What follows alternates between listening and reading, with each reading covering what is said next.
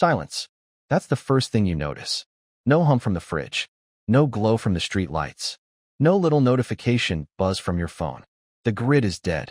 And here's the fun part. Most people don't realize they're about to die until day 3. That's when the water stops. When the toilets back up. When the grocery stores have been picked cleaner than a carcass in the desert. When your neighbor, nice guy, always waved, starts eyeing your pantry like it's a buffet. You have 7 days.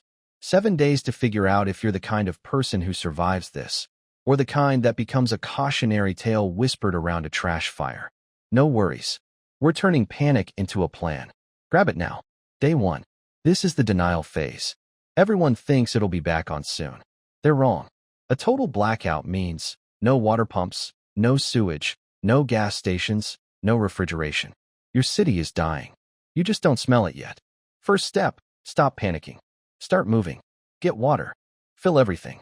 The bathtub, pots, buckets, that weird vase from your aunt. If it holds liquid, it's a reservoir. You've got about 12 hours before municipal pressure drops to 0. After that, your taps are just decorative. And don't trust what's in those pipes after day 2. Boil everything. No exceptions. Next, inventory your food. Like a doomsday accountant. You're eating for calories now, not flavor. Forget the ice cream. It's soup. Prioritize anything that spoils first. Meat, dairy. Cook it all. Your gas stove still works. A charcoal grill works. A fire in your backyard works. Canned goods, dried pasta, rice, beans. Your new best friends. Ration them. And tactical light. Candles are great until you wake up on fire. Use flashlights sparingly. Batteries are currency now. And here's the most important part of day 1. Don't advertise. No lights blazing. No music. In a blackout, the only house with lights is the house that gets visited. And not by carolers. Moving into day 2 and 3. This is the reality phase. Toilets don't flush. The smell is starting. Your phone is a paperweight. The streets are quiet in a wrong way.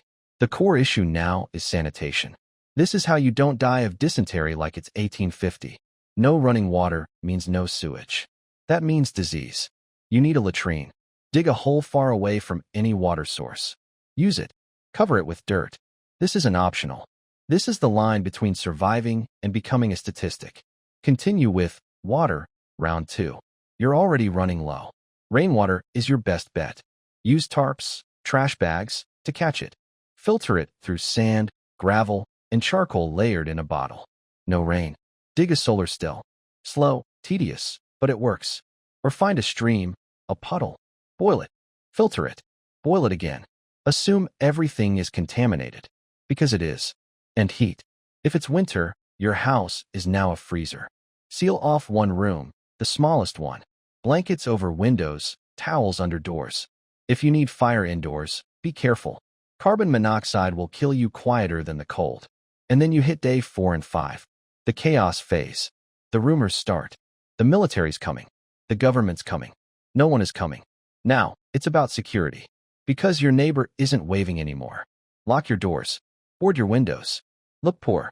Look boring. Look abandoned. The house that looks looted doesn't get broken into. The house that looks stocked gets swarmed. Make noise traps. Cans on a string. Gravel under windows. Sleep in shifts. Stay away from the windows.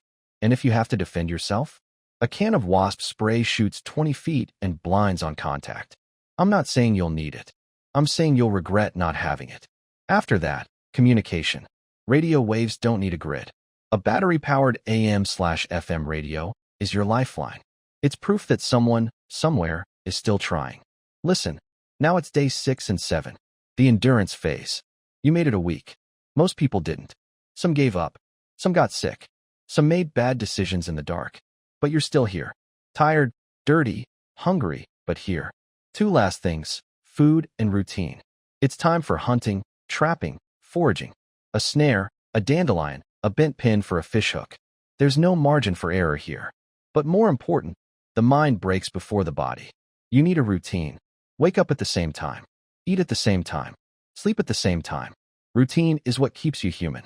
It's what stops you from staring at the wall wondering if any of this matters. It matters. Practical hope. The power might come back, it might not. Plan for both. Keep filtering water. Keep the fire going. If this is the new normal, then you adapt. You learn. You survive.